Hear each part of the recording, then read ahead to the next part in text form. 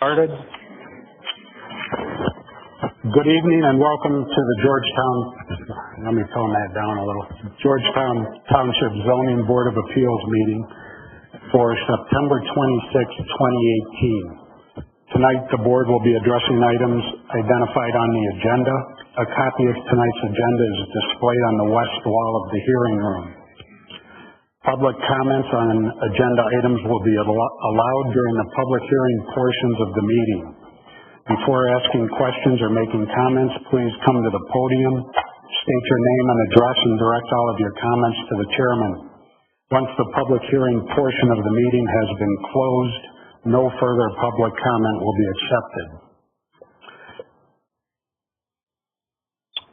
Tonight, Georgetown Township Zoning Administrator Minette Minier will present to the board the staff review and report on Variance Request 1805, and Township Attorney Crystal Morgan will provide the board with some details about meeting procedures regarding 1804.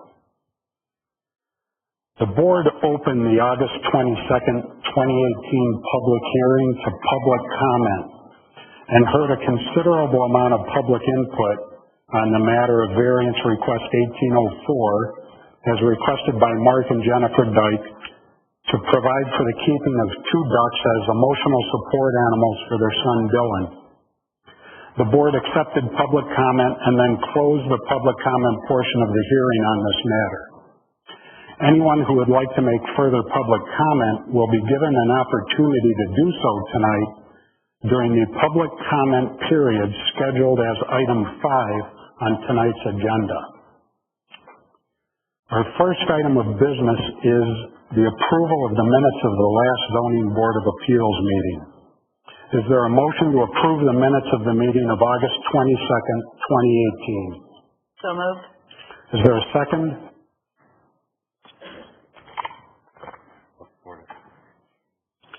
Is there any discussion?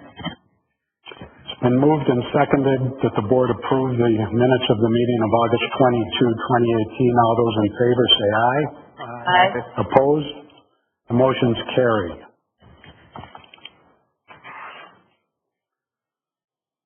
Our next item of business is unfinished business, which consists of continuing the consideration of Variance Request 1804.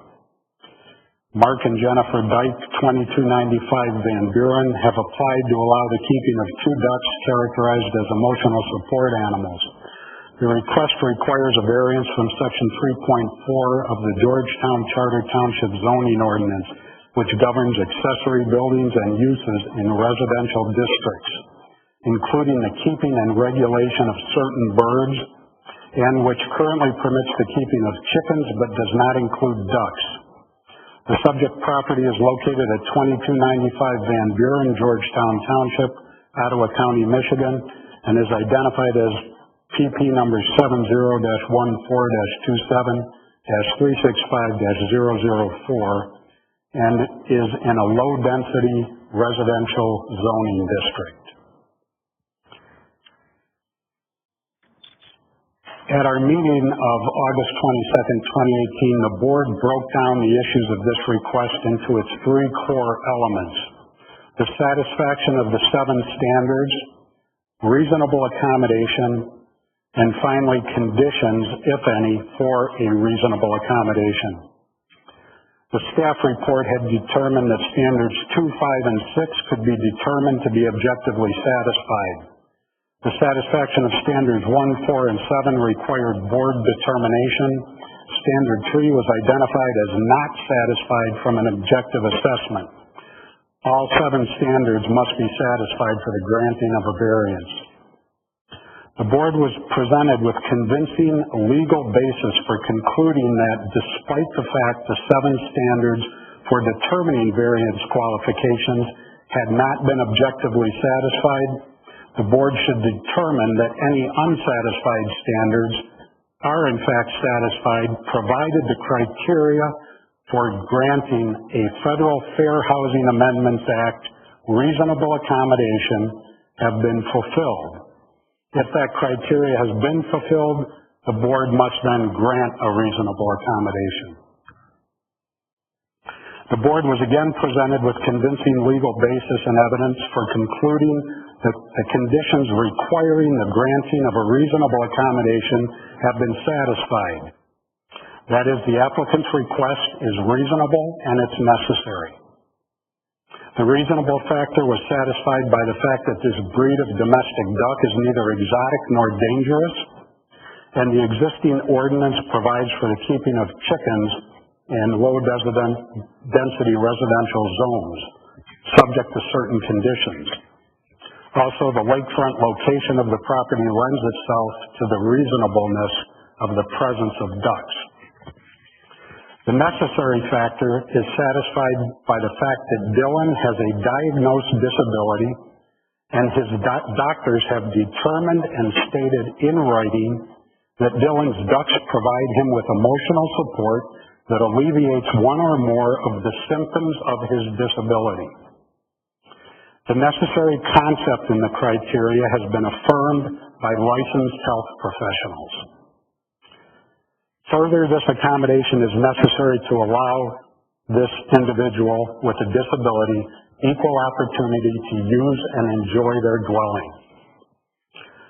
Therefore, the township and this board are compelled by federal law, rules, and previous court decisions to grant a reasonable accommodation. So given that the applicant's request qualifies for reasonable accommodation and thereby requires determining that the 7 standards have been satisfied, the board's duty is now to establish the conditions of that reasonable accommodation.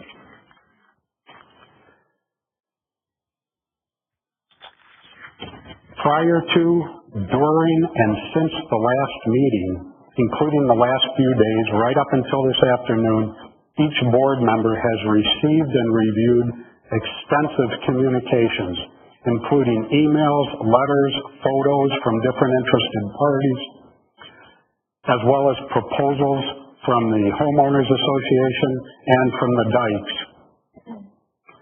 We heard extensively from many members of the Homeowners Association at the last meeting as well. Each member of this board has reviewed all of that documentation and evaluated it. At the last meeting, we accepted statements from the applicant, the HOA, their attorneys, the township's code enforcement officer, and in addition, we heard significant public comment at that August 22nd hearing. The primary and relevant areas of township concern can be summarized as follows. No one is interested in depriving Dylan of his emotional support ducks. There are concerns about the physical containment of the ducks.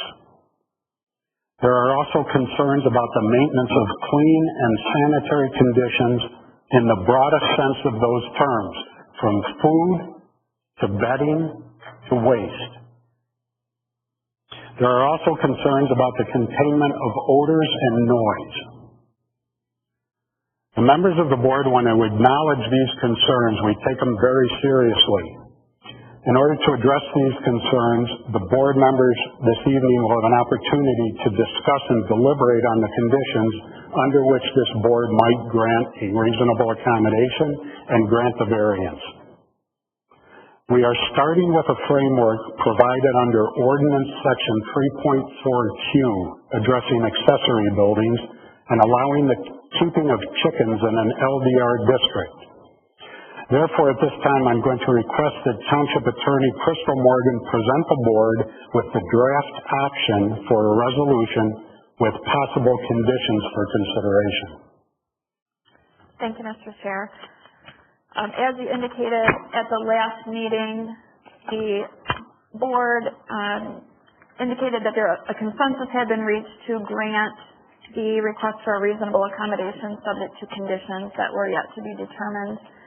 The board did start its deliberations in reliance on Section 3.4Q of the zoning ordinance, which outlines the restrictions for the keeping of chickens. Based on that discussion that took place at the August 22nd meeting, we did prepare a draft resolution for the board's consideration, which outlines, first of all, some procedural history on how this matter was presented to the zoning board, It goes on to page 2 to outline some of the applicable zoning restrictions and the applicant's request. It presents some findings, part of which is identifying the record in this case to include all of the correspondence, the emails, the photographs, the comments, and everything that the board has received and reviewed in this matter to indicate that all of that is part of the record in this case, up to and including correspondence that was received prior to the start of tonight's meeting. At the bottom of page 3 of the draft resolution, you see a paragraph labeled Conditions of Approval. And then beginning at the top of page 4 before you, there are conditions outlined. Again, the framework for this was the township chicken ordinance, and then it incorporated some items from your discussion at the last meeting to provide you some framework for your discussion this evening. You will see that the conditions in the draft are labeled letter A through letter R, and then the draft resolution concludes with terms of enforcement.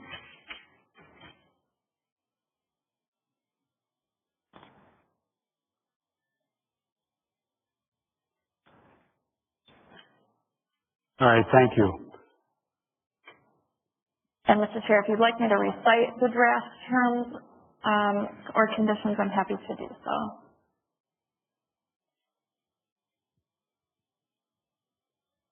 I think at this point in time it might be beneficial to have the conditions articulated so that everyone knows what those conditions that we will be discussing actually consist of. Very good. So these are in draft form. These are not the conditions that have been approved, but they are just being presented for your discussion this evening. So if you turn to page 4 of your draft resolution, we'll start with condition A.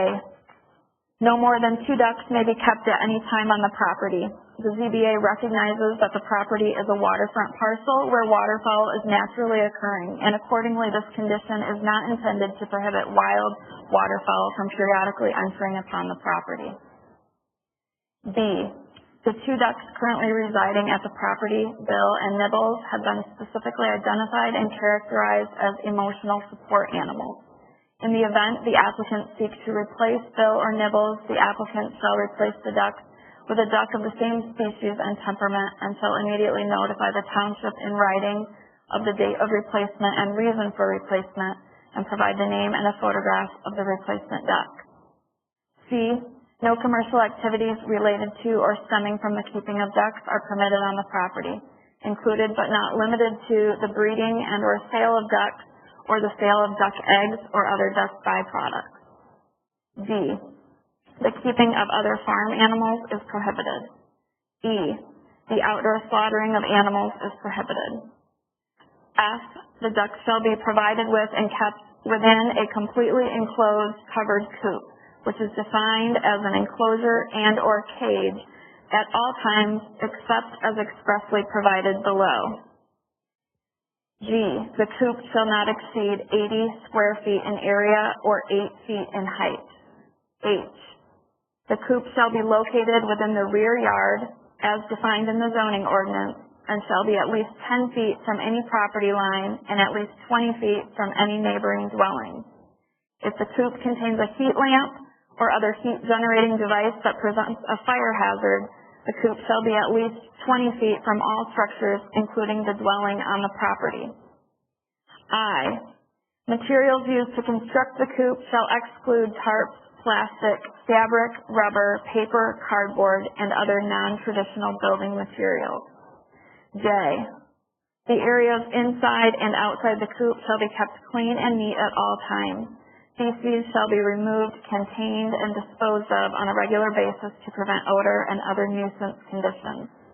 The coop, bedding, water, and all other items related to the keeping or care of the ducks shall be cleaned, changed, replaced, and or disposed of as necessary to maintain clean, neat, and sanitary conditions on the property. Letter K. The coop shall be screened from view from the street and neighboring properties with a sight-obscuring fence, wall, or landscaping in such quantities to sufficiently prevent the sight of the area from the neighboring properties during all seasons. L.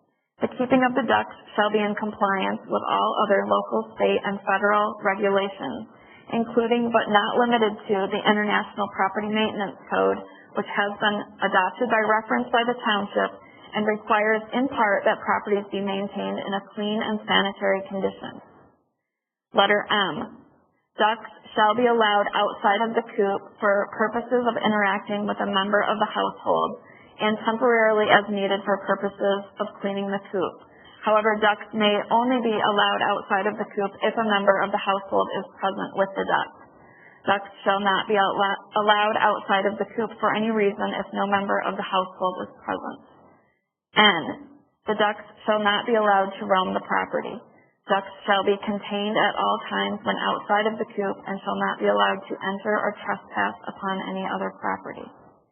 Letter O. The ducks shall not create noise at such volume and or repetition that it disturbs the use and enjoyment of neighboring parcels.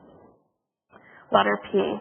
Duck feed shall be kept in rodent-proof sealed containers. Ducks shall be fed and watered inside the coop, except that if the ducks are outside of the coop for purposes of interacting with a person with disabilities, the ducks may be fed outside of the coop during that time in an amount that they can immediately digest, with no food items being left in the yard or outside of the coop. Letter Q. The ducks are allowed at the property subject to these terms and conditions as long as Dylan Dyke resides at the property. Should Dylan Dyke permanently reside elsewhere, the ducks shall be removed from the property within 60 days. And finally, letter R. Nothing in this resolution prohibits the applicants from keeping the ducks indoors so long as sanitary conditions are maintained inside the residence. Nor does this resolution prohibit the applicants from feeding or engaging in other activities with the ducks inside the residence. Thank you very much, Crystal. You're welcome. At this point, the board is going to have the opportunity here to discuss these conditions and offer any proposed revisions or comments on the conditions as presented in the draft resolution. Kendall, would you care to start? Do you have any questions or? No comments. Greg, how about you? It seems to me that most of these are in line with what the township should do in regards to allowing Dylan to keep his ducks and in regards to protecting the neighbors so that they can enjoy their property. So I'm in agreement with the conditions. Thank you. Joyce? I feel the same way. I think that this is a good response to both parties. The only question I had, I don't know if it's important or not, but when you say should Dylan Dyke permanently reside elsewhere, what does permanently mean? He's gone to college or schooling outside of the normal high school and he's away for 8 weeks and back home for the weekend type thing, or? Generally speaking, a permanent residence is a place where a person goes and does not intend to return. So there is some judgment that has to be exercised in that. If it was temporary 8 weeks under your example, I would not consider that a permanent move. College, that's probably a different story because it's generally a number of years. So yeah, I mean, I'm just thinking going up to college, or you're home maybe 1 weekend a month and break. Sometimes you're doing internships, whatever. I think it would be kind of fact sensitive, so we would have to address that at the time and make a determination of whether that would be a permanent move or not. That's the only thing that popped into my mind. Thanks, Thank you. Joyce. Michael? No, I did wonder about item H with a heat lamp.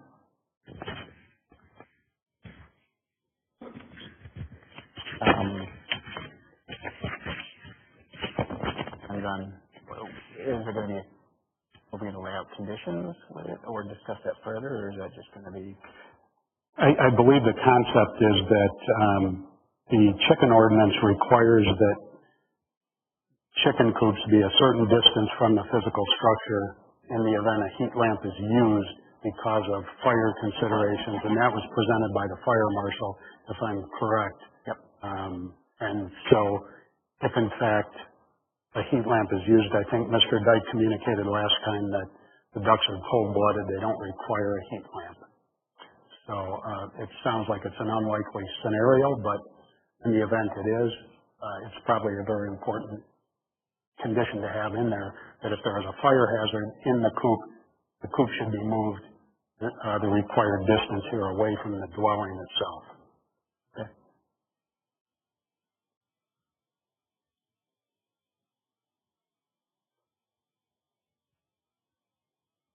Based on the proposals that we've received from the Homeowners Association and the Dykes, it appears that you're both reasonably close to getting together on conditions for keeping the ducks and compliance with the ordinance section 3.4Q. And I think it appears that the board is here prepared to grant the reasonable accommodation variance and grant these conditions in order to, with the intent of these conditions, to protect public health, safety, and welfare, and assure a certain baseline of cleanliness, sanitary conditions, and containment of the ducks and whatever goes with the ducks. But the technical details of the duck housing, your proposed water pool, the proposed duck yard, I have it on pretty good understanding that that's actually a contractual matter between the HOA and the homeowner. That's a covenant that was agreed to, and so those are matters for you to work out with the HOA. Those are not township matters. The township needs to restrict itself to the issues of the ordinance. So, in that light, I fully support the motion or the resolution, and at this time I'm prepared to accept the motion on variance request 1804 relative to this proposed resolution and the conditions therein.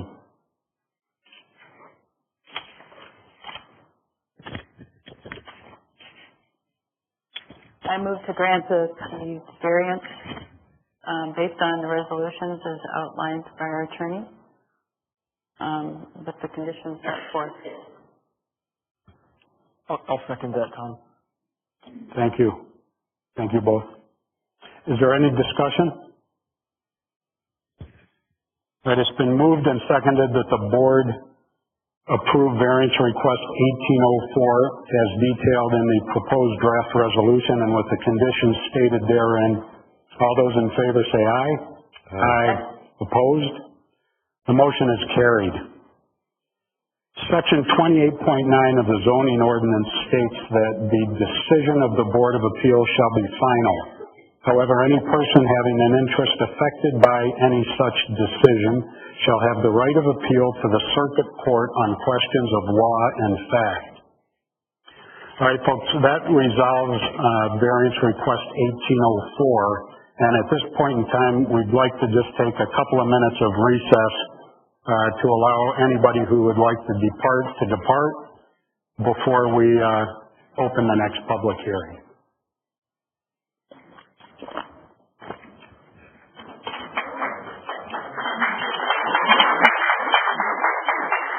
Will you, since you have the judge sign it, just if he'll sign the resolution, or he can do that. Should we have it?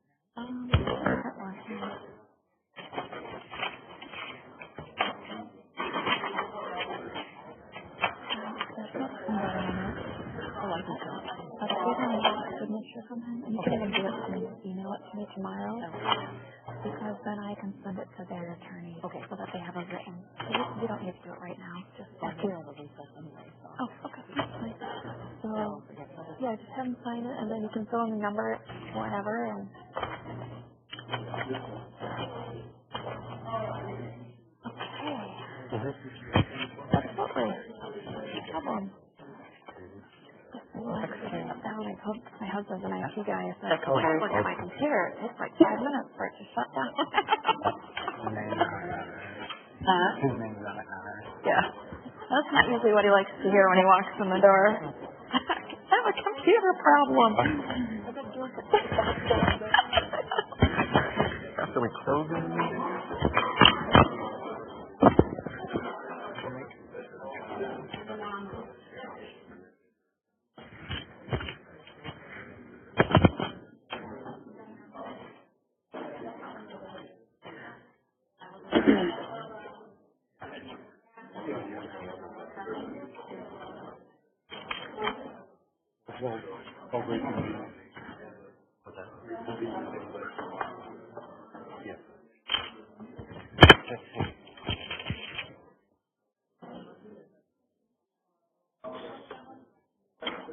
Welcome. You did a great job.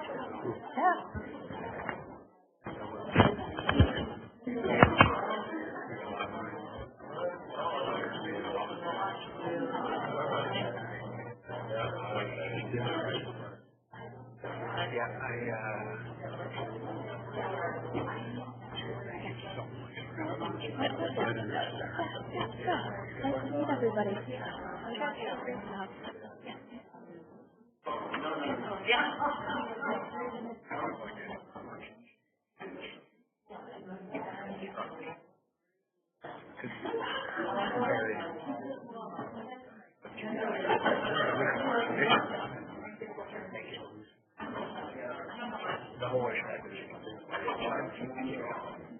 I know.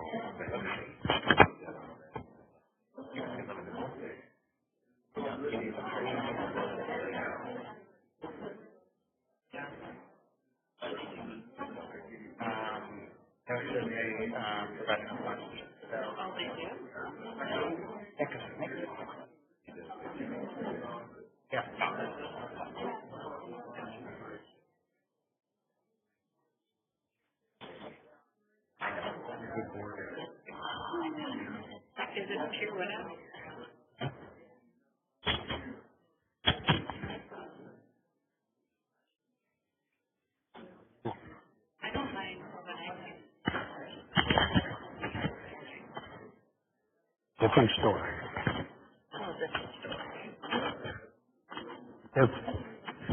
Are we on? Yeah. If everyone's ready, we'll reconvene. Our next item of business is the public hearing addressing variance request 1805. Dwayne and Carol Heiser, 6920 40th Avenue, are requesting to have a fence with a height of 6 feet in the front yard to be located an undetermined number of feet from the road right-of-way. Exact and accurate dimensions were requested but have not been provided, which is a variance of another undetermined number of feet from the distance required in section 3.8, which states that a fence may not exceed a height of 3 feet in a front yard, including the required and non-required front yard, in a low-density residential district on a parcel of land described as PP number 70-20-10-100-018, located at 6920 40th Avenue, Georgetown Township, Ottawa County, Michigan. Is anyone present tonight to speak on behalf of the Heisers? Please come forward and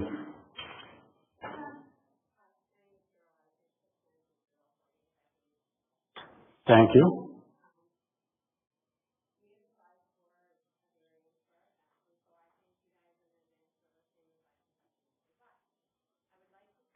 Do I have to wait till Mr. Hondra is back? I think he's listening. Okay. I would like to start by acknowledging the fact that, yes, we were aware of the development happening someday. Having said that, what we didn't know was just how much it would affect our lives and our home. So with the letters we received and the notifications that were sent, we are not surveyors or planning experts, and so for the common person, such as ourselves, to be expected to understand what any of it actually means in my opinion, is unrealistic. They could easily have been written in Greek. The fence on our property does not violate the spirit of the ordinance. It blocks no view of traffic, and no one has complained to us. We have received only positive comments. Our property was level or slightly higher until the construction of Denali and the development of the land behind us. Now it is 3 to 4 feet below the level of the road on the east end and approximately 3 feet higher than the road on the west end. The changes made to our lot are something other established lots do not or have not had to work with. 3 of the board members described it as special circumstances. We never called it that. We wouldn't, whatever. But anyway, the neighbors on the south side of Denali and to the north on Arcadia have similar fences, as well as other homes I have viewed in Denison. The new neighbors to the east are happy with the fence, and what we have done is we matched the style and the height of their fence, giving it a uniform look. We have been denied the backyard we have had for 30 years. We had no warning from anyone that our backyard would now be our front yard. We did not buy, ask for, or even want a corner lot. The only inaction on our part is not knowing all of the zoning ordinances or how any of them would affect us after Denali went in. I don't believe most people assume they would need to check before going ahead with something that was already established, in our case, a fence. The fence and the arborvitaes marked our property line according to the survey we had done by Nader Velt and Yonkers, which Mr. Naraki stated would be sufficient for our variance application. We have since also submitted a survey from Excel Engineering. Both surveys showed the same property line. With the mailboxes at that location and everyone stopping for their mail at whatever hour they deem fit, plus the lights from the cars and the street and the yard lights, the fence, at the very least, keeps the commotion at a low and offers us some peace. We are also concerned with the safety of our grandchildren and dogs. Because of the elevation change, the 4-foot fence no longer served its purpose. We had 2 dogs jump over the chain link and into our backyard. That is not acceptable, nor is it safe for our grandkids or for our dogs. The fence we had erected was done well and with great consideration for our neighbors. It was not a cheap venture, and to take it down and move it will be another expense and possibly cause damage to its structure. We will then have to figure out a way to fix the new elevation we are forced to deal with, including erosion and water issues, which apparently we will not be allowed to do without consent from the drain commissioner. We did the best we knew with the situation we were given. This is not something we wanted. The view we had before is gone. My first choice would not have been a 6-foot privacy fence. We did it out of necessity and safety concerns. Manette in her report states that we could place the fence on the north side of our yard. That is a wooded area with a drop of 10 feet, and with heavy rains, the creek overflows, so that is not an option. We ask for your consideration and understanding in this matter. We are not doing this with a spiteful intention. We simply want to keep our home a safe and secure place. Thank you for your time. Thank you, Mrs. Heiser. Would you mind remaining there? We'll give the board members an opportunity to ask any questions of you that they might have. Okay. Michael, did you have any questions for Mrs. Heiser? Not at this time. No? Joyce? Can you clear up one point you just said, that there's a 10-foot drop where it was suggested that you move your fence to, or you could have your fence? Are you talking about from the corner of the house toward your new neighbors to the east? No. No. Manette had said in the report somewhere that we have a big yard, Okay. and which we do. But the level of the whole yard's kind of slow. It drops into that ravine to the north. Into the woods, which Okay. it's the woods, and it drops down. It's like a 10-foot difference between our yard and then down into the woods. So it's not actually what we consider a yard, it's our woods. But we haven't fenced anything in there, or we don't spend a lot of time down there. The grandkids do, but because the heavy rains and whenever, it will make the creek overflow, and it has come quite a ways up. There's a level, it's just low. So, and why we would want to fence that in, it doesn't make any sense. We kind of keep it for whatever little wildlife is left here. Okay. Thank you. Okay. Greg, do you have any questions? Kendall? Did you guys acquire or buy the house? When did we buy it? Yeah. 1988, this fall of 88, I think. Yeah, or 89. When the developer put the road through, did they give you financial consideration for? I'm sorry, what? When the developer put the road through, did they give you any consideration or compensation? Did you know it was going to happen when you bought We the knew lot? that someday, that's what I said, we were aware that someday Larry was going to develop that because we had spoken to him off and on. And so we knew that the development was coming in someday. We had gotten varying answers from people that we had talked to, and I wish now that I had written down every one of those conversations, but I didn't, who knew? So the report says 1999. I'm sure that's accurate. I'm not calling anybody saying that information is incorrect at all. Please don't get me wrong. That's not what I'm saying. What I'm saying is that it was never explained to us that the grade would be so changed and so drastic, because it is. I'm serious when I say I had 2 dogs jump into my backyard, and I was standing there going, because my dogs were out there, and one of them is this big. So we didn't know what else to do. And then when the new neighbors moved in, which are the ones directly behind us, and they put up their privacy fence, and they had asked before they did theirs behind us, if it was okay to do that and to take our chain link out. I said, fine, you're putting up a fence there anyways. We just have to keep our dogs in. And so that's when this started with the fence and whatever, because like I said, the erosion, our 4-foot chain link fence was sunk and it was ineffective because their yard, our fence, the top of our fence was level with their yard. If you see the pictures that I sent, you'll see them. And from it used to be, it was all flat. I mean, our yard matched everything in the development back there. And so, yeah, nobody ever said that our backyard, that's been our backyard for 30 years, no one ever said, that's going to be your front yard now, until Mr. Rocky came by. And Thank you. so I did argue that a lot because I said, but how can our backyard be our front yard when our side yard is our front yard, and then our front yard is our front yard? So what do we have, 3 front yards now?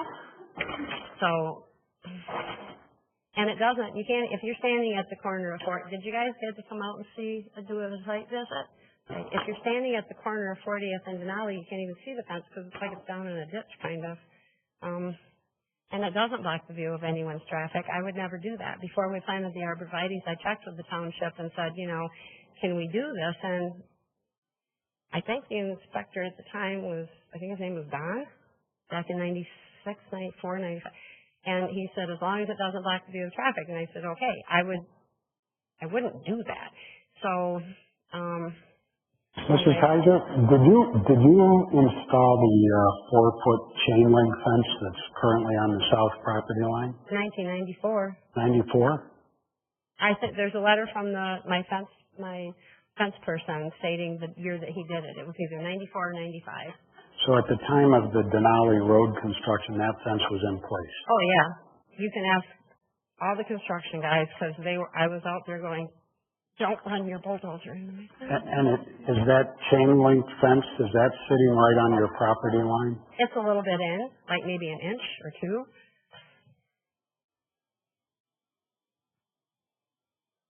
And your 6-foot fence sits on the Denali side of the chain link fence, Correct. Is that correct? Correct. And about how far from the chain link is that? An inch or maybe. The posts are right up against it, so.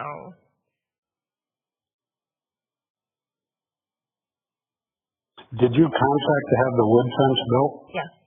And did you tell the installers where to put that fence? Oh, he just followed the line of the chain link. Okay. And what date was that installed? I'm sorry, and then the line of that's in the paper too. I think he said that it was December of 2017. I thought it was the spring, but I'm not good on time. So anyways, he said December of 2017, and I have a letter from him stating that, so. Okay. or you guys have one. Does it seem logical to you that your chain link is on the property line and because of that the wood fence is actually over the property line? I don't, no, it's not. I don't believe that it's over the property line. Do you have a survey that can establish that for us as the zoning board? If you would like me to get one, I will, but I gave the survey to I gave them 2 surveys. That's understood. You did provide us with a survey, and we appreciate that. But that survey does not establish for us where the wood fence is. Okay. And we need to know where that wood fence is relative to the property line and the road right-of-way. Well, it sits, if you see the cement seam of the XL property, if it's over at all, it wouldn't be any more than a 1/2 inch to an inch. So my fence guy's pretty careful about that stuff. He's been doing it for a long time, and so I trust him to do the right thing. And we definitely want to do the right thing. I wouldn't do that. I trust that you would I not do that. I know, it's like, okay, yeah, sure, right, but I don't want somebody coming back and going, hey, you're an inch over on the property. It's like, okay, I don't want to do that, so we're careful about what we do. Do you understand that this board simply cannot say, we can't just say, okay, we're good with that. We need documentary surveys that establish without a doubt the exact location of the wood fence and the exact location of the property line. Okay. And the exact location of the road right-of-way. That's required for us. We can't just say, you know what, we don't need it today. Okay. Well, I was under the understanding, like I said, that Mr. Naraki had said that, the survey that I sent, the original one that we had done, and then the one from Excel were sufficient. So I'm sorry if I misunderstood that. Well, I don't mean to contradict anyone, but that's what we need in order to make our decision. Okay, I don't mean to contradict anyone either, but okay, so. Okay, so the wood fence was installed after Denali was constructed, that's correct? Yep. And what did you tell the road construction guys about the grading of your property or, giving yourself a driveway onto Denali or any of that? They wanted us to move our driveway onto Denali, okay? Okay. And at the time, I said, no, we're not doing that. We live on 40th. We've been here for 30 years. So we're not going to switch the driveway to Denali. And plus, we just had a new driveway poured to the tune of $7,800, which I had called and checked with, which I said, no, I wish I would have gotten documentation, but I had called and asked, are you guys planning on doing anything? The Ottawa County Road Commission as well. Are you planning on doing anything to 40th? Because we need a new driveway and we need to make sure it's right. So are you coming through and ripping it up anymore? Nope, no plans of doing that. Well, then the next thing I know, they come in and they're like, yeah, we're going to widen this and we're going to put a left-hand turn lane in front of your house, and so your driveway's got to go.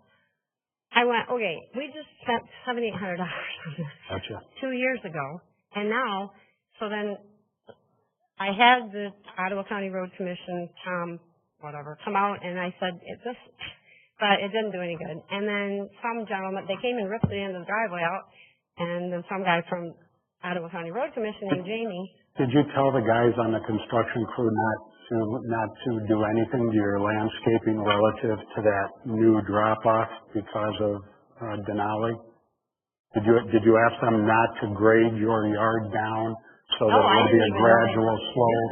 The only thing I said was, don't kill my arborvitaes, please. So they were, and so they left those up there. I don't know what So else. you didn't ask them not to grade your I didn't even know they were going to grade it. Did they grade it? Grade what? They just built up around us and knocked down in Right, front. but the house behind you is a nice gradual slope. The back of your yard is kind of a very steep slope. Did you ask them not to smooth that out? No. You didn't? No, because Okay. they didn't know what they were, Thank I didn't you. know what they were doing. Okay. So it was, by the time they were done, we had gone back and said, my husband called the drain commissioner because when they did the back and we're like, whoa, and he said, well, it's all level. And Dwayne said, if this isn't level, he goes, you need to come out and see what they did. So then, that's when the letter got written, that he said, well, we're going to make it so that the water doesn't land on your property. So we, I guess in that sense, towards the back we did, but not the front, I think, if I'm understanding you correctly. Okay. Okay. Is there a homeowners association that the residents of that new subdivision belong to? Do you know? I don't know. No. No? Okay.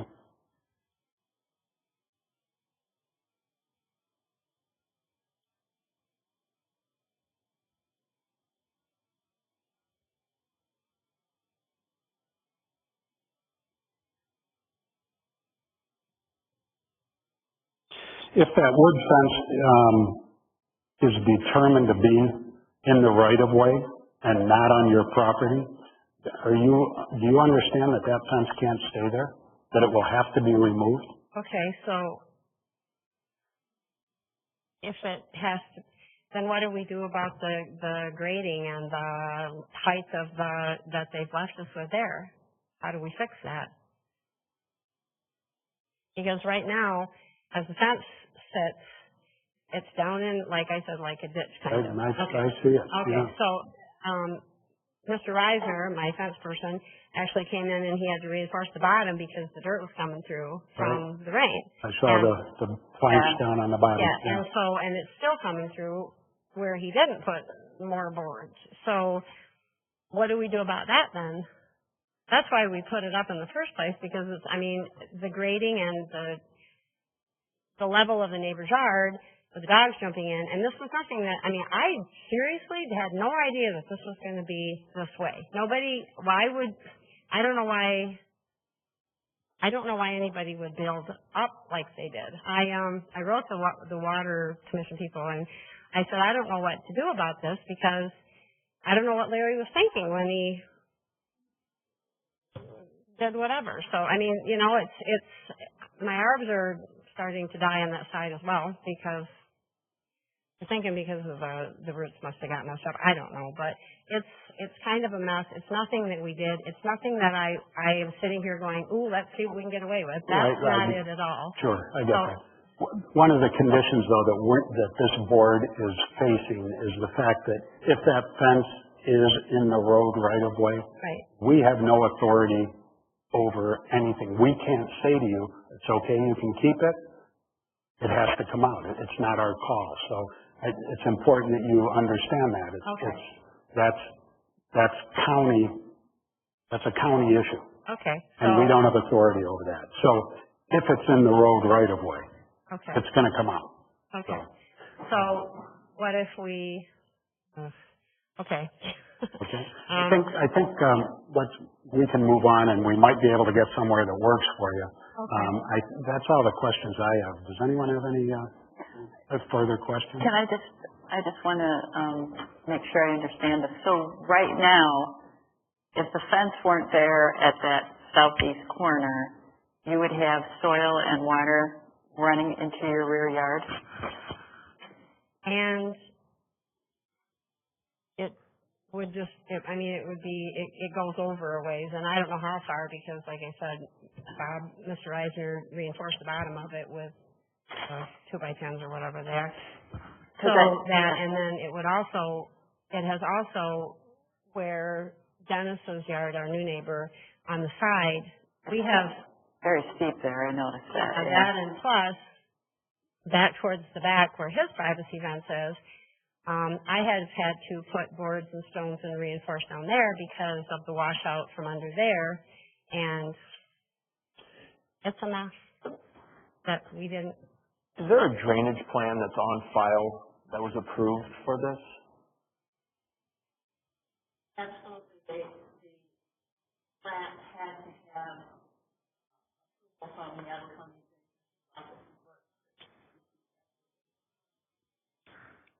That was, that's nothing that we do. What the steps are, the plat, they come to the township court, and then the preliminary also goes to the court. And this comes to the final preliminary. At that point, our research commission, the board, preliminary. So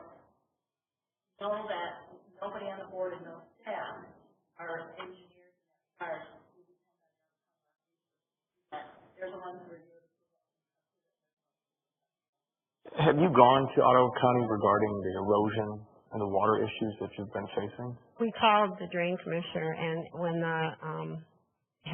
when this all started, before the neighbors even moved in, and the letter is there as well. And he said, well, because we were concerned with the water coming in, and he said, well, it's level, like I told you before, and Dwayne is like, this isn't level. You need to come and see this.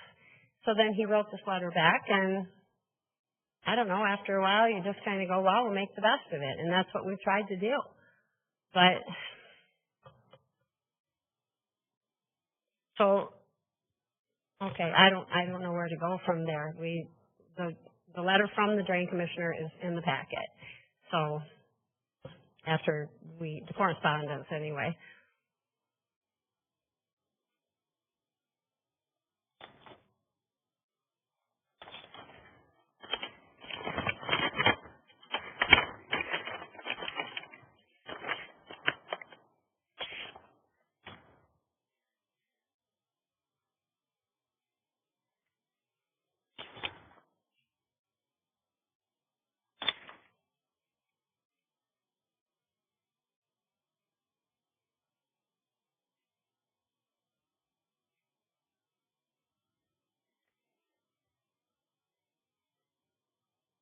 Are you referring to this from Dennis Cole from the Ottawa County Water Resources? Yes, that's it, right, Dwayne? Yep. Okay, thank you. Yep.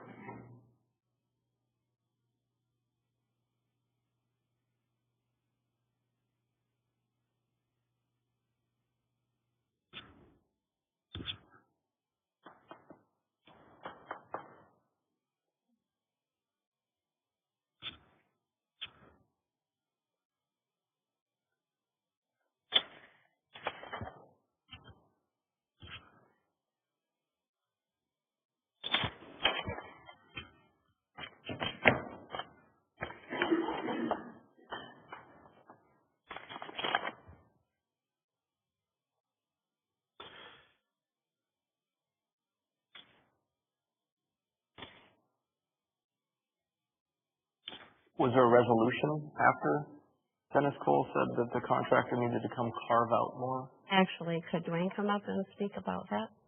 Sure. Sorry, Tom, out here. That's fine. Dwayne Heiser, 6920 40th Avenue. They were continuing working back there during that whole time, so I don't know if they actually came out and moved that back. I'm assuming that they did, but I did not see it happen. They say they were still moving dirt in, moving dirt around, doing construction when that letter was wrote.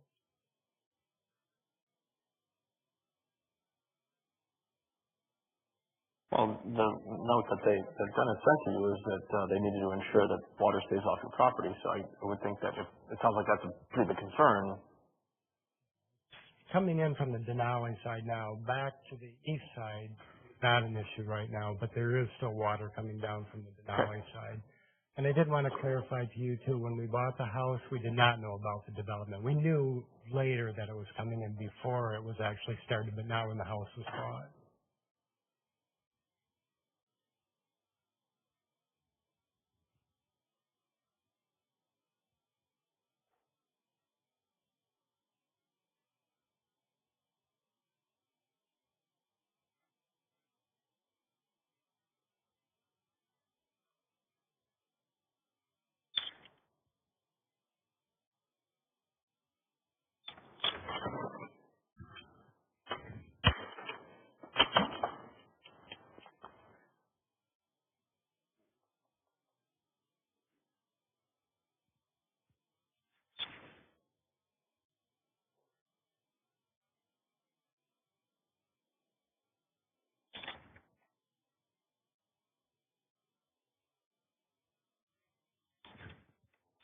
Any questions, Michael, about that water? No, not really. I did a site visit and I did notice the erosion. Oh, yeah. It's substantial, which I guess I could probably say about that comments or discussion, so it's not really a question, but.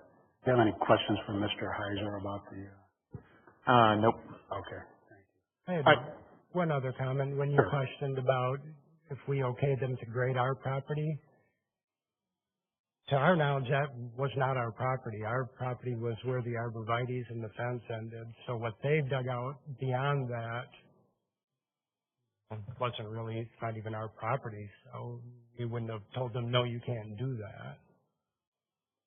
But the area that is in your property that is low, Mm-hmm. did you ask them not to, grade that not to change the grade of that part of the property?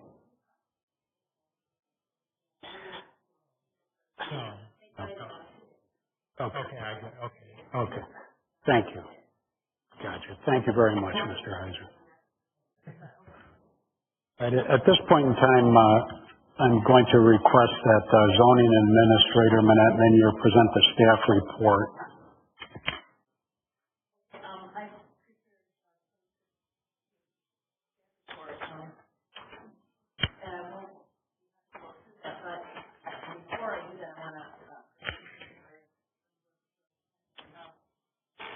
One of the video members brought to our attention in the office that the dimensions didn't add up from the center line of the road. And this text was something that I noticed one of. In fact, also brought to my attention from the sidewalk, which is not in the regular. Anyway, due to that information, I contacted Terrace and the county road commission, Stivey, who is engineering at the time. And basically, staff had requested the survey to find out what we're required to make a legal notice, and for the legal notice, they requesting to have, requesting to have X number of feet from the right-of-way line, which was never, we weren't able to do that, and that never occurred to me until, brought to our attention yesterday that the dimensions on line of those percent don't equal. So, Todd Stivey and the road commission provided this. Todd Stivey provided this to us, and showed that this was their as-built for the road. And I also provided you with some material. At the time, at the request of the property owner, the request had been to sidewalk farther away. The specs call for 1 foot inside the right-of-way line, but because the property owner had asked the state arborvitae, they approved the sidewalk farther back into the right-of-way. And the road commission approved that. But as you can see from the survey, first of all, Todd Stivey assured us that that road is within of the. He said Excel Engineering actually did the survey of it, and they stood while but they were present when the road was constructed to verify that the road was placed. So, like I said, it's brought to our attention that it's not 33 feet.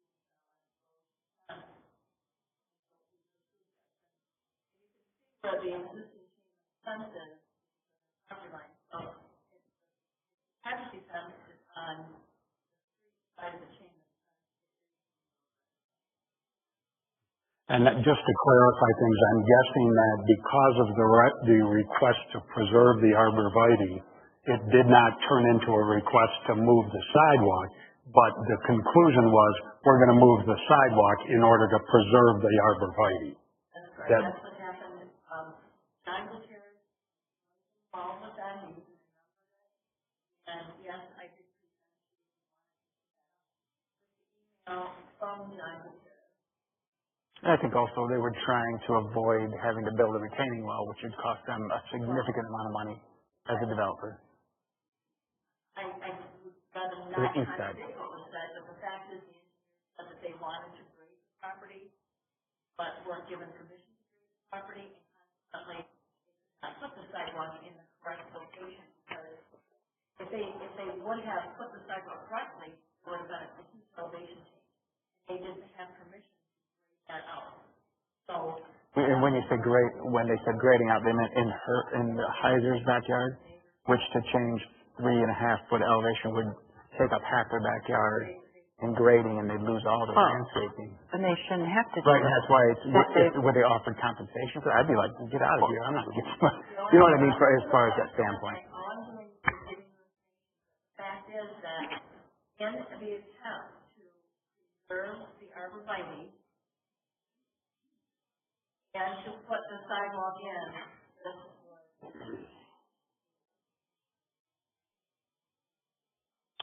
That was a question about the drainage, is, I don't see a reasonable way to get from where the sidewalk is into their yard without going 20 feet. Unless Ottawa County was supposed to put a drain along there that didn't get placed.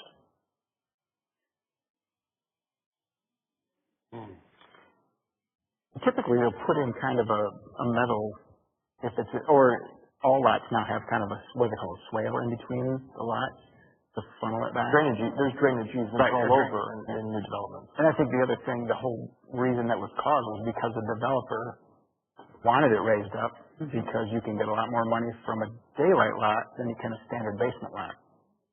Thousands of dollars, $15,000, $20,000. Well, there's more to it than that. There's a specified grade to the road too. You can't have this road drop from 2 feet and going back up. Right. It has to be great. So that would mean the developer would have to have the first 3 lots on each side, standard basement, building up slowly.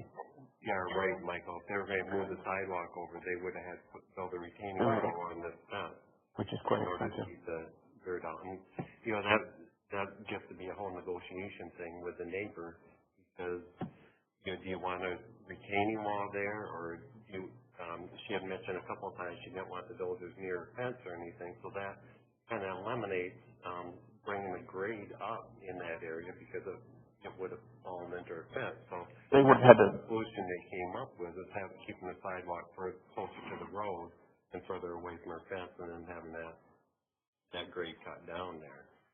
So exactly why it's washing out, I don't know. I don't know if the water's coming all the way from 40th and picking up speed through here and then washing out, because there's not that much area, just 8 foot there to keep it from washing out there too. I'm not sure. Well, and they had the same situation on the south side, because if they were going to follow the normal rule, which is a sidewalk that's 12 inches off the property line, and there's existing trees, there's existing structure there, so they had to move the sidewalk over there also. The difference is this grade naturally goes down to the creek, so this is higher than what this side is. Right. Yeah, it appears to be about 2 foot. And this house One here, time, this grade is low all the way down into here.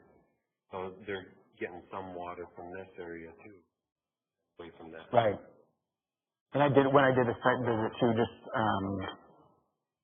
morning, done a lot of site visits and measure. But I think you got the same thing as me. The road is not centered. No. And then I looked because I got an email from Mr. Heiser, which said they had found the corner pin. So I went out to inspect that, and I actually found it, and it's right. It's the cement with a re-rod in it, and it lines up the center of that re-rod, so the 4x4 is on their property with reference to that corner pin. So the Denali side of the 4x4 post is equal to that pin, is what you're saying. So the 4x4 sits on their property, Okay. not the Denali side, so the north side. And then that's when I started thinking, well, Excel on paper says this is what it is, which is great, but you got guys running asphalt machines. Are they out there with tape measures getting within an inch, half an inch, quarter inch? So then once I found the pin, I'm like, well, now we've got a reference point. So, and then even with that drawing there, that thick black line that shows the X's where the chain link is, did they literally go out and use GPS to locate each one of those posts to within a quarter inch. No, the thickness of that line ends up being about, to scale, about 8 inches. So you're showing a play of 8 to 10 inches, 8.5 to 10 inches either way. So it's one of those, paper, it's a great reference, but when I have a corner pin, that's what I want. So. Well, and not to mention your point exactly, Michael. That when I scaled the drawing, it's 10 feet from the fence to the edge of the parking or to the sidewalk. When I actually measured it, I came up with 9 to 9.5 inches. So you're absolutely correct. The drawing, even if it is an as-built, may not be exact to conditions. Let me throw something out here and see what you guys think. It just kind of seems to me there's a few questions here that should be answered. We've got one application for next meeting, and it seems like we should go through the public hearing process, taking public comment on this and everything. But then we may want to either table or postpone this and get some information from the Drain Commission about what exactly is happening with the erosion on their site, and then we can take a look at like mean grade for the fence and all that type of thing. Because if the wood fence stays, or if the wood fence is in fact on their property line, then there are maybe some variations that the Board of Appeals can look at.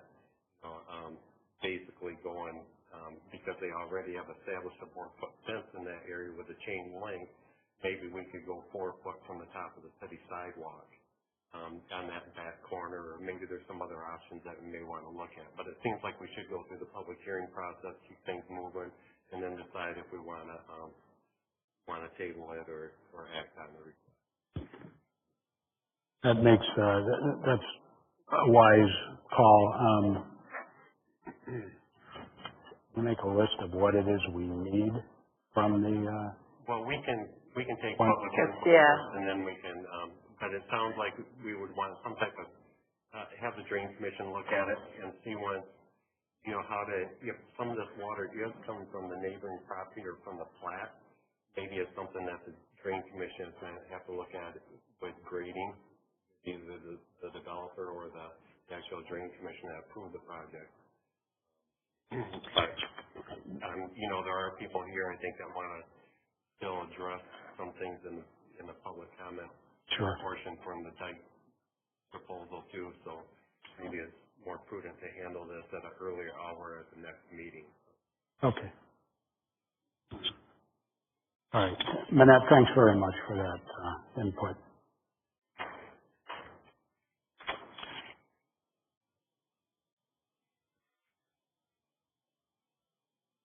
All right, we would, at this point in time, we'll open the hearing to public comment.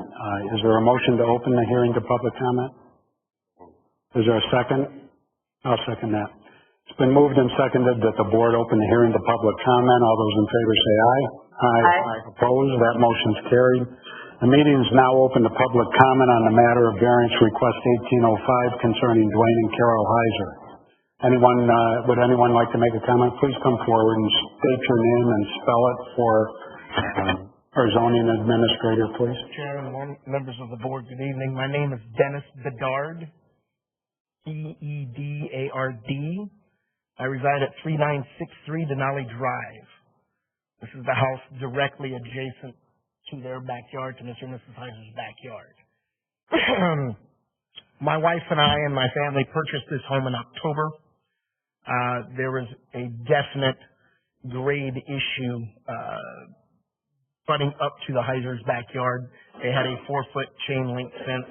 I literally, standing on the sidewalk, could have very easily given a running jump and jumped right into their backyard.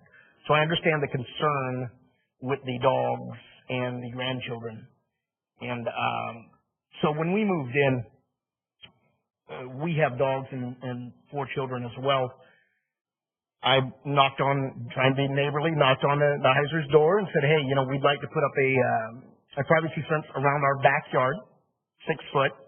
And we noticed that your chain link fence is roughly 8 to 9 inches per our survey on your property line. Is it okay if we butt our fence right up to there to save that 1 foot distance? So, because it would be quite difficult actually to maintain that one little foot. Mr. and Mrs. Heiser were very very agreeable people. They seemed like, they were fine people. They said, sure, no problem. So we did that. Then they brought it to our attention that, they were looking to put up a privacy fence because of the dog issue, because of the safety issue, and because they were having backwash from our property and from the Denali into their yard, and they were looking to inhibit that situation. And I said, yeah, I don't have a problem with that. And they asked me if they could come basically and meet my fence which was roughly, I don't know, 10, 15 feet back from the front of our home, and they didn't come around. I said, I don't see a problem with that for me. They were, very cordial with it, and they asked our permission as far as and I understand I don't set the rules when it comes to that. But from our point of view, we love the fence. I mean, there's definitely some issues in that backyard. I consider it their backyard. I mean, their driveway's on 40th. My wife and I consider it backyard. I think that it ties in well with our fence. I think it looks great. I understand that there's supposed to be per code 4 feet, whatnot. But if you take into account the height of the road and the sidewalk comparatively to the fence, if you were to backfill that area from that, basically where those canals are, where those ditches are, it would be right around 4 feet. It really would. I have no issue with that happening, but then you fall a problem again that's wash off, and the only thing holding that dirt back at that point would be the fence. Now, I can't speak on the right of way of where the fence is comparatively to to the chain link and where that is. But I understand that if it's in the right of way, it's not in your power to say, hey, we can leave that there. I get that. But maybe also the possibility of if it has to be removed, can it be backed up? Can we back it up a foot if we had to do so to make sure that we are in compliance with county and with the board? Of course, we're trying to avoid to do that because my fence alone was $5,000. So I can just imagine how much, their fence was as well. I would imagine in the $3,000 realm would probably make sense. It is an issue. I am a construction manager, and I deal with these property owners out in the Hickory Grove phase, which is what this place is, on a daily basis. I deal with Jim Titty, Intera Homes, Boss Graff, Wade Schutt, all these builders on a daily basis. I mean, I deal with Lori Greisen as well. Lori Greisen deals and sells those properties out there. I do have a very short email from Lori that she provided with me. I'd be more than happy to share that with you and provide it for the board also for a copy for your records. If I may, you good with that? It says How long is it? It's literally that long. Okay. 2 paragraphs, 3 at the most. To whom it may concern, we are developers of Hickory Grove Phase 7 in Hudsonville on Denali off of 40th.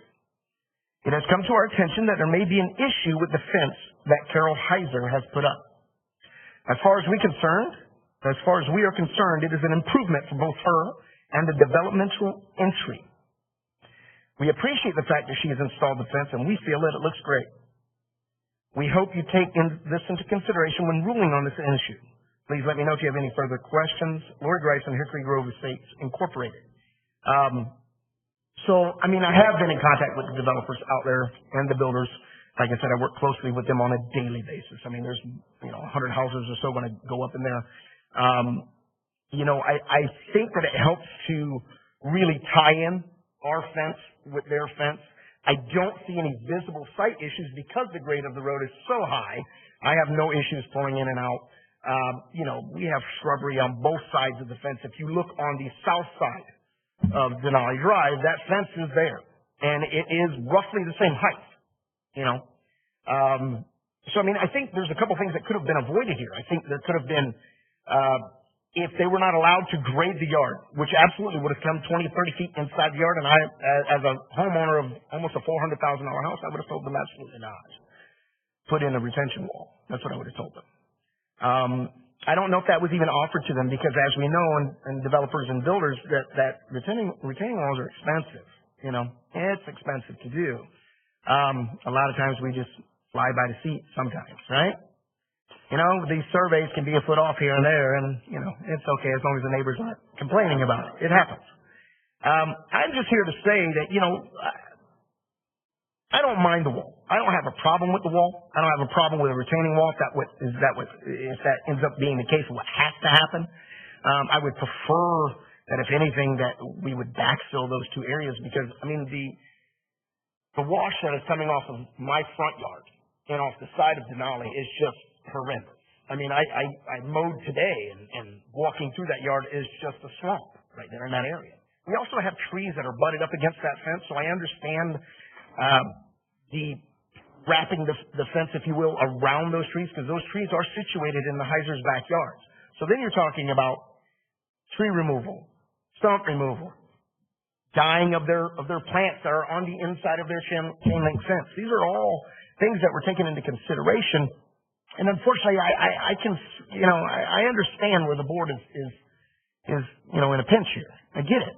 I get it. But at the same token, as the homeowner and representing, the developers and the builders that are in that area, we don't have a problem with it. We really don't. So, I mean, I just wanted you guys to take that in consideration. And I understand that, you don't run the county, and if it's on the right of way, then it has to move. But maybe moving it back instead of removing it might be a consideration. It's definitely an option that we can evaluate. And also, as we get some input from the Drain Commission, that's going to illuminate some other options, I imagine. So thank you, Mr. Bedard. Yes. I appreciate that. Thank you. Any questions for me? Or we No, we're good. Thank you. Would anyone else like to make a public comment? Is anyone else interested in commenting? This will be the last call. All right, sir. We're on a 3-minute time limit on. My name is James Van Dyke. I live at 6905 40th. Thank you, I am Mr. Van Dyke. directly across from Denali. When we purchased there, we knew nothing about Denali going in. The grade across the street was lower at that time. And what we looked at is the car lights coming right directly into our dining room, kitchen, and living room. And they still do. The thing that we had concern with was, what are we going to do to offset the car lights coming in through our windows all the time? Because we had no knowledge it was going in, and suddenly it appeared. Suddenly we had trucks running here and there, and they removed tons of dirt the back of that area for a good reason, because it used to be where Kirkstra dumped their sewage. It was removed, I think, for that reason, although no one's brought that up. Anyway, they raised the grade across from us, which helped a little bit in keeping the headlights right out of our windows. But then I hear this lady say that either one of the commissions, Ottawa County, wanted to grade 30 feet in. Is there documentation to that? I didn't see any documentation, but you asked Carol and her husband, Dwayne, for documentation on their stuff. Did they have documentation? I don't know. But she's telling us the commission wanted to go in there, and she makes it seem like it's their fault, but there was never any letters or anything. And did the commission write a letter to the Heisers? I don't know. Do you? All right. Anything else, sir? No, I just asked that question. Do you know, or did they do that? Because we're asking for documentation from everybody, and a statement was made by the township, or a representative of the township, that they have to have that there was something said to that effect. Very good. We appreciate your concern about the equity of the requirement for documentation. Your point is well taken. This is not a question and answer period for us to respond. I understand. Okay, thank you. Thank you. Is there anyone else who would like to make a public comment?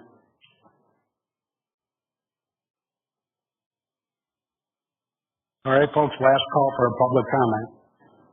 All right, I'll ask for a motion to close the meeting to public comment. Is there a second? Second.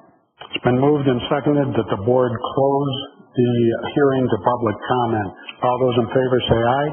Aye. Opposed? The meeting is closed to public comment.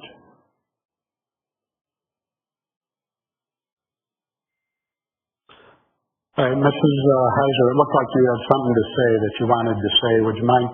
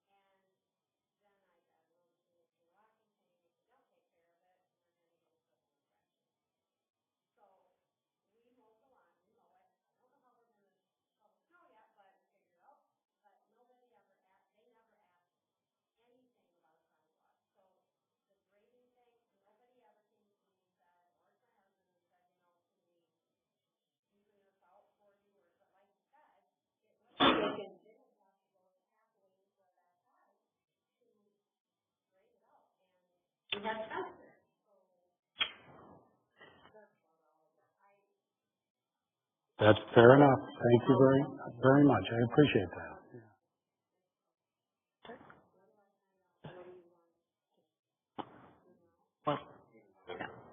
We'll take care of that.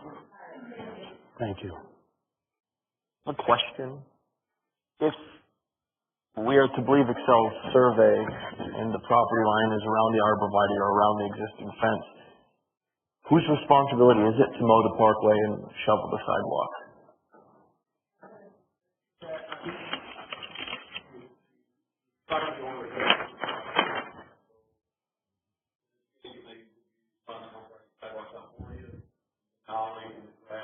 Even though it's not there, is there an is there an HOA? There's no HOA.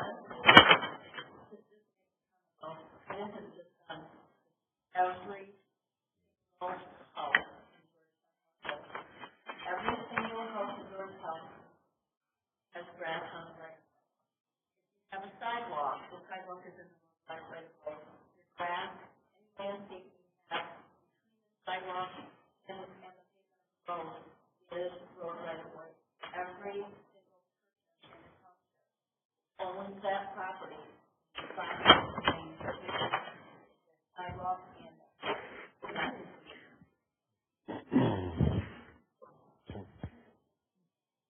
But isn't there a specific owner in this case, Hickory Grove? Don't they specifically own that? It's road right away. It's owned by Ottawa County. Owns that, or the county owns that. Yeah. Okay. There's no association there. Yeah, we have to maintain the lawn and the sidewalk in front of our house on 40th also. But your yard goes right to 40th. There's not a...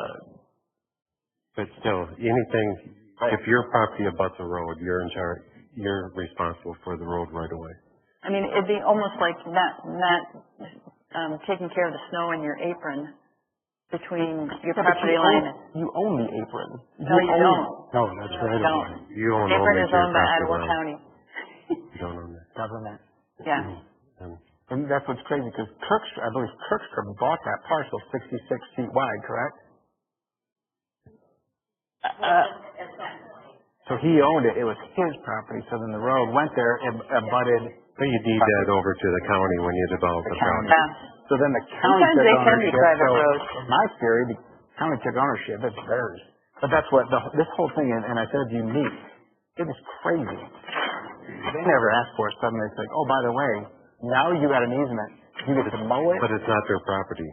You know, Right. you have a right to develop They that have property. to maintain it. They have to.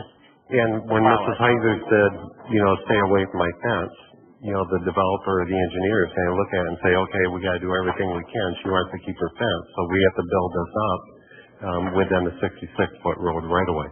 But bottom line, it just seems to me like the things that we need to look for is, have the Drain Commission look at it.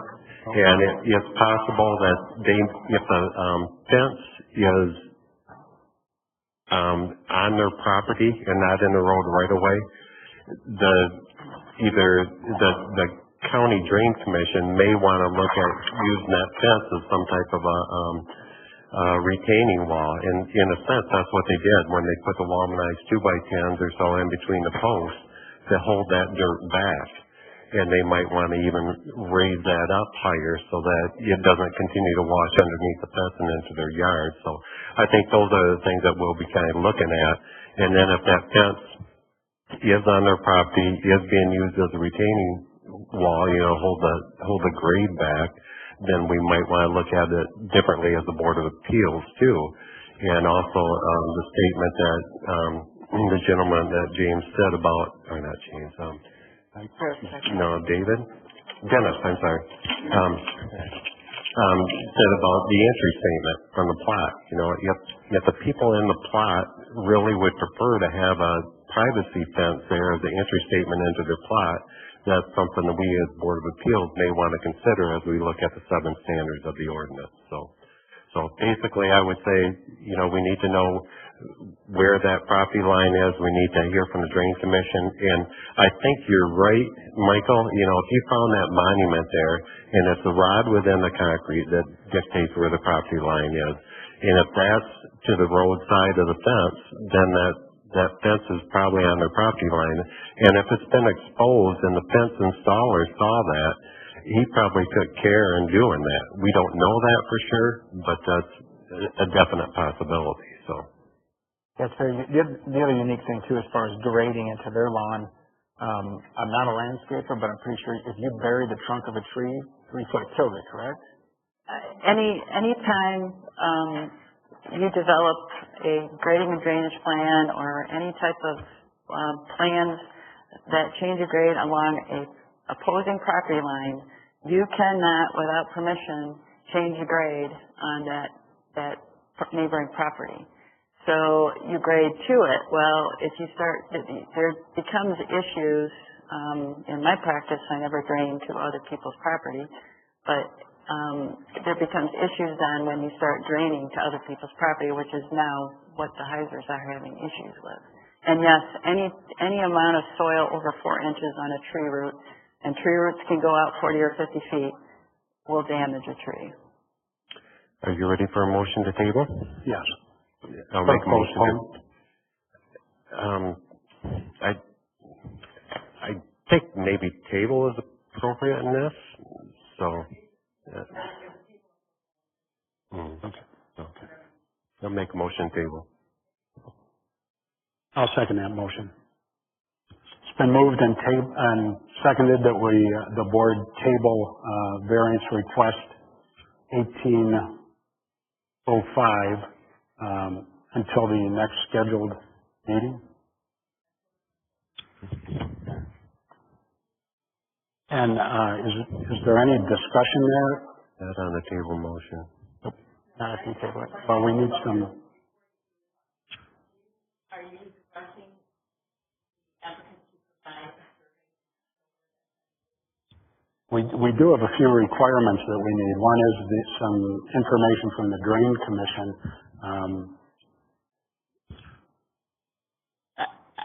I'm wondering if there's these drawings from Excel that we have, the last revision date is 2016. So if this is an as-built, it's not exact to what was constructed. So it could be, and I don't know if that's human that we ask Excel for an as-built drawing, which is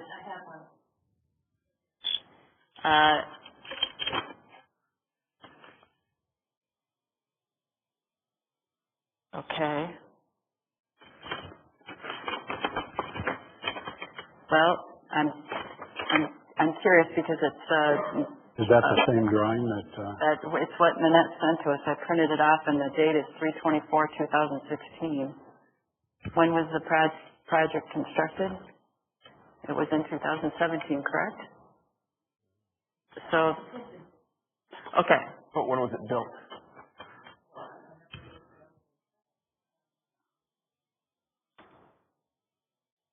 top right-hand corner. The last date on here says revised for OCRC. I'm going to assume that that's Ottawa County Road Commission, for their comments, but whether this is an as-built or not, I would question that.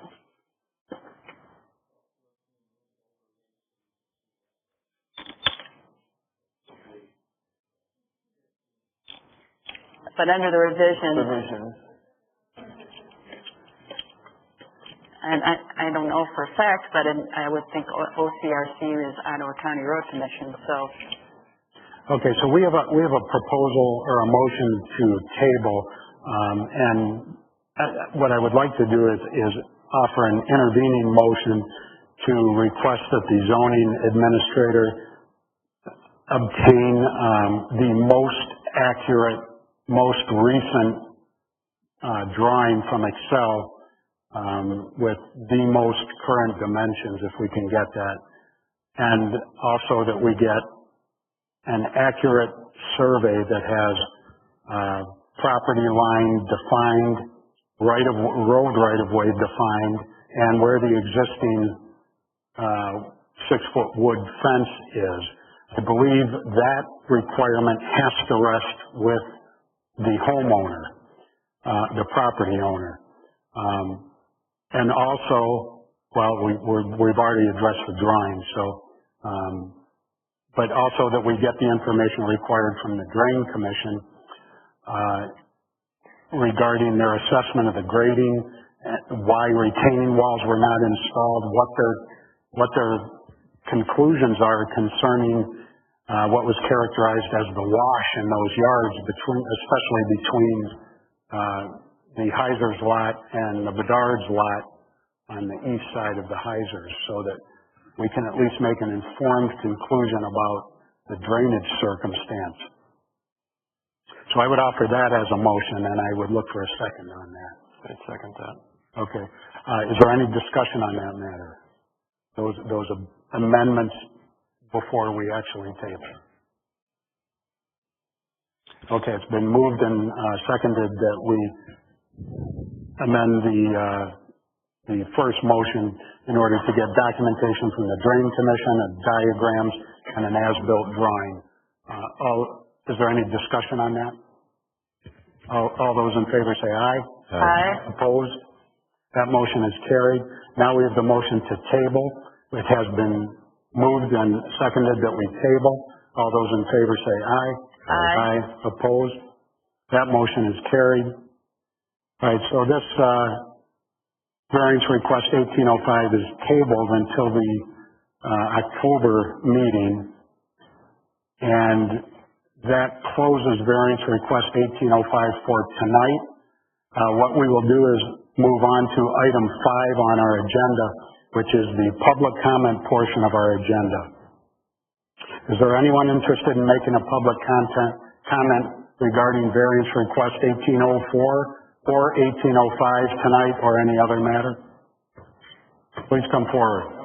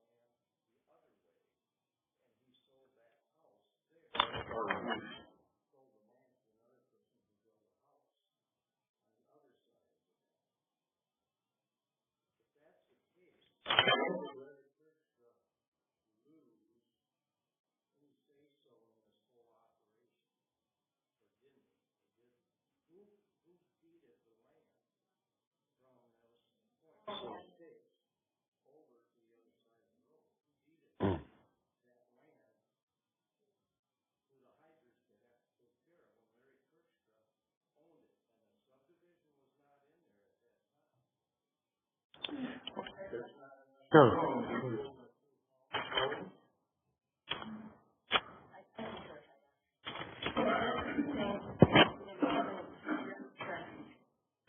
When a developer comes in and they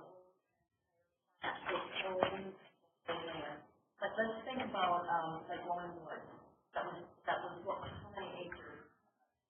32 acres.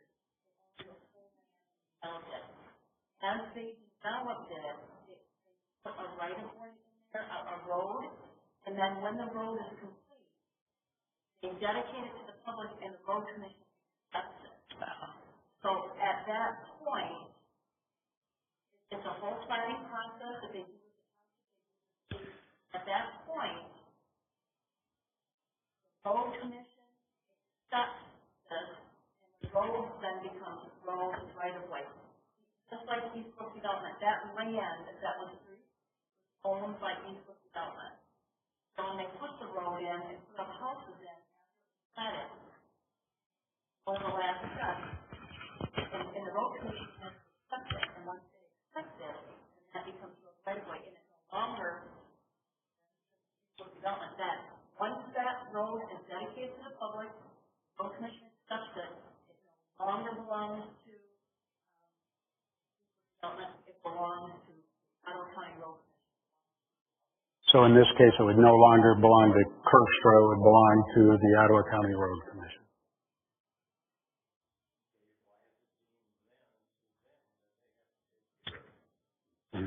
That's part of our, that's part of the ordinance. That's a township ordinance, and it occurs on every lot.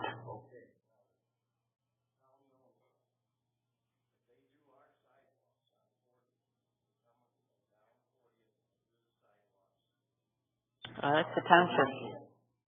Yeah, it's a township That's the township, yeah. Right. That would be right, and it's similar on 20th Avenue.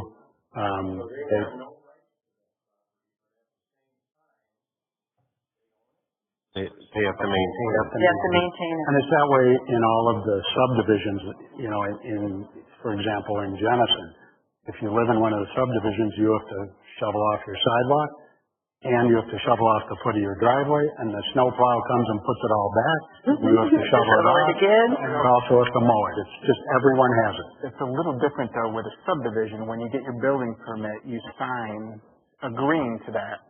But with 16th Avenue, 28th Avenue, and even this one, that's an unconstitutional taking because you're forcing a private citizen to pay for an improvement to public property.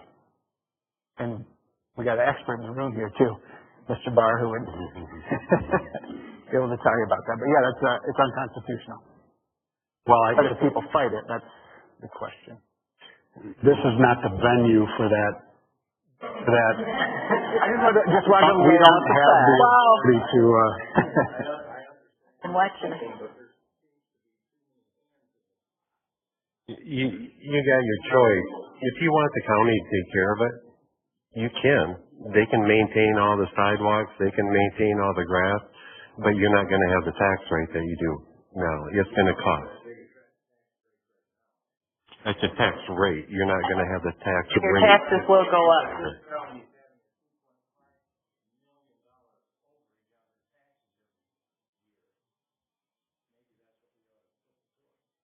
Mr. Van Dyke, could I just respectfully request that you take these matters to the township board? Yeah. Now you laugh, but in all honesty, we don't have the authority to address the issues that you're raising. We just don't have that kind of authority. We deal with ordinances, by and large, variances on ordinances. We don't write them, we just. Thank you, sir. Thank I you. appreciate that. We appreciate your opinion.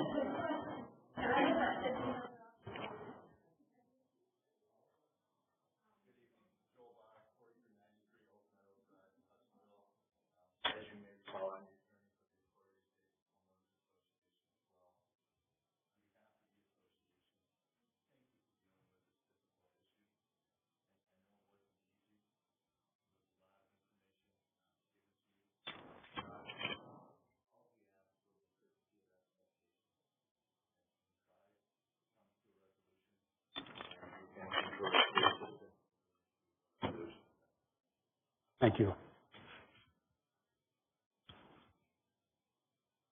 Is anyone else interested in public comment tonight?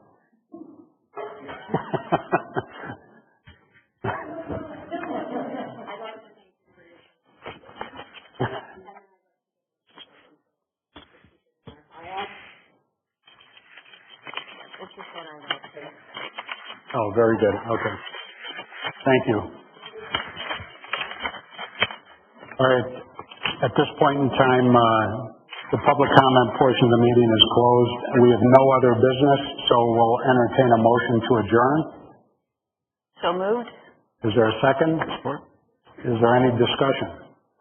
I moved and seconded that the board adjourn. All those in favor say aye. Aye. Opposed? Motion's carried. We are adjourned. Stay team.